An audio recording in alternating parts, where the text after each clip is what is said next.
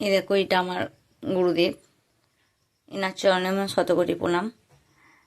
এবারেতে বৃহস্পতিবার, আজকে আলপনা দেওয়া হয়ে গেছে।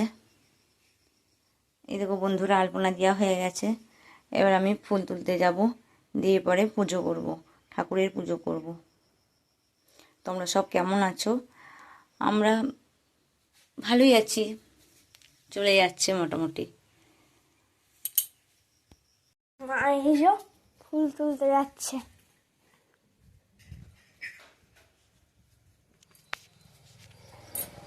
এই দেখো আমাদের গরুগুলো, দেখো এখানে শুয়ে আছে সব ছাওয়াতে।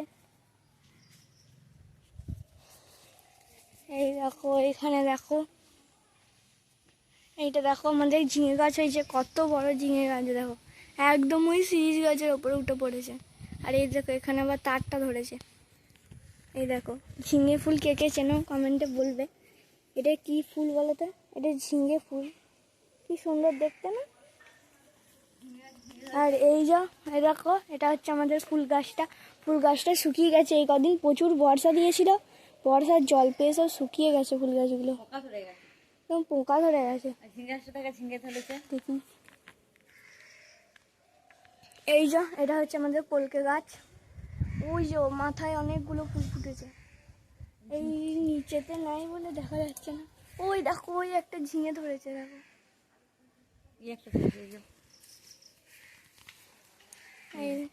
এই একটা ঝিঙে হুঁপো ধরেছে, একটা তোলা হয়ে গেছে, তুলে খেয়েছি। কতটা বড় হয় দেখবো, তারপরে ওকে তুলবো। বুঝতে ফুল গাছে ফুল সব শুকিয়ে গেছে, পোকা ধরে গেছে, ফুল নেয়। ওই তুলবো দু চারটে।